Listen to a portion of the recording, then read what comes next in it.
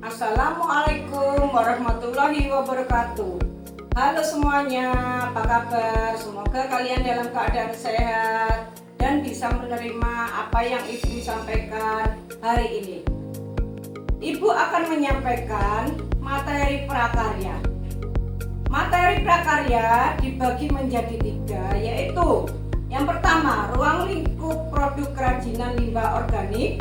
Yang kedua, pembuatan kerajinan limbah organik. Dan yang ketiga, mengapresiasi produk kerajinan limbah organik. Nah, untuk itu kalian akan belajar tentang mengapresiasi produk kerajinan limbah organik. Yuk kita pelajari tentang kerajinan limbah organik. Materi ini dibagi menjadi 2 bagian utama, yaitu pemasaran dan perencanaan kegiatan pemasaran. Yang pertama, pemasaran terdiri dari 2 submateri, yaitu pengertian dan nilai tambah. Yang kedua, perencanaan kegiatan pemasaran juga dibagi menjadi 2, yaitu strategi pemasaran, penentuan harga jual produk kerajinan.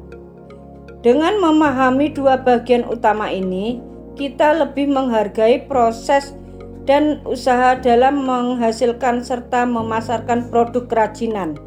Salah satu kegiatan pembelajaran prakarya adalah peserta didik mampu dan memahami cara memasarkan yang dibuatnya. Sebelum kita membahas apa itu pemasaran, kita harus mengetahui aspek pembuatan kerajinan berdasarkan potensi lingkungan atau kearifan lokal yang dapat menawarkan karya-karya yang inovatif sehingga orang akan mencintai produk lokal sebagai target pemasaran. Ada beberapa aspek kerajinan berdasarkan potensi lingkungan atau kearifan lokal. Beberapa aspek tersebut antara lain sumber daya manusia, material, peralatan, proses pembuatan, pasar dan modal, sumber daya alam. Selanjutnya, materi yaitu pemasaran. Pemasaran dibagi menjadi 2. Yang pertama, pengertian pemasaran. Pemasaran yaitu suatu sistem sosial dan manajerial. Di dalam pemasaran terdapat kegiatan menciptakan, menawarkan, dan menukarkan produk yang bernilai dengan pihak lain baik secara individu maupun kelompok. Yang kedua yaitu nilai tambah. Nilai tambah adalah suatu produk kerajinan yang bertambah nilai ekonominya karena melalui proses pengolahan, pengangkutan ataupun penyimpanan dalam suatu proses pembuatannya. Berikut contoh nilai tambah pada produk.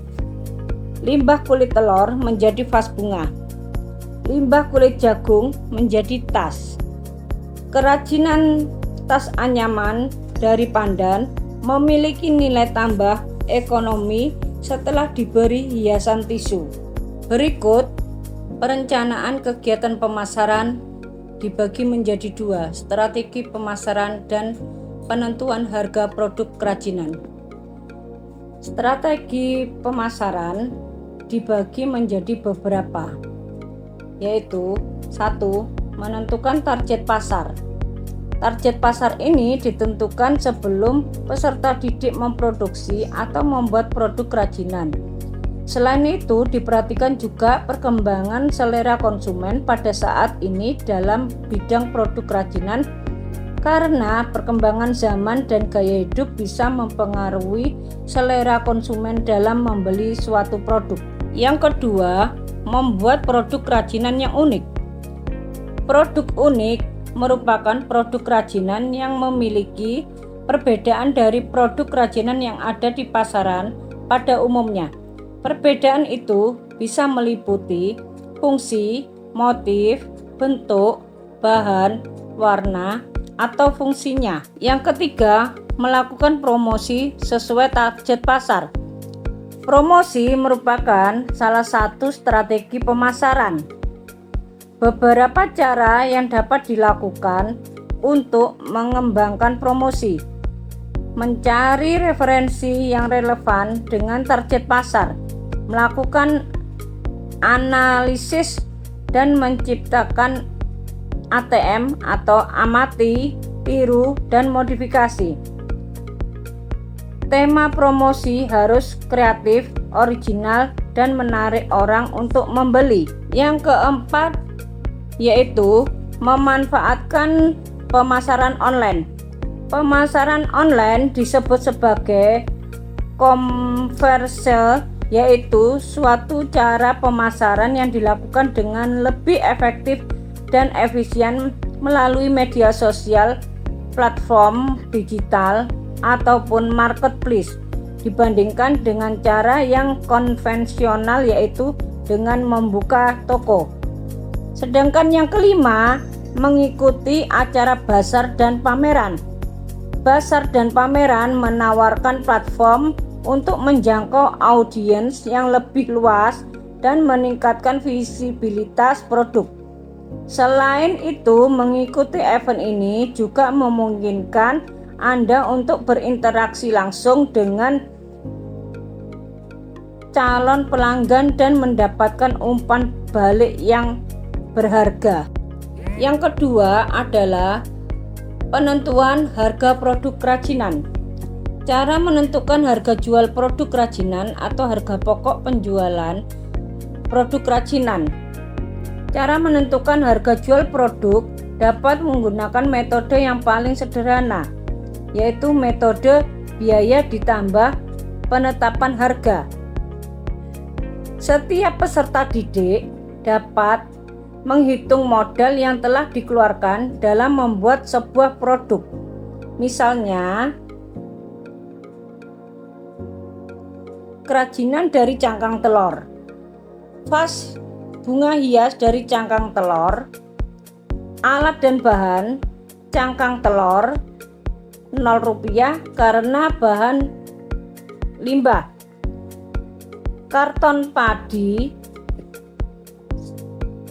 10.000, lem 15.000, gunting 10.000, panis 20.000, pensil 5.000, sehingga total keseluruhan 60.000 dari modal yang dikeluarkan.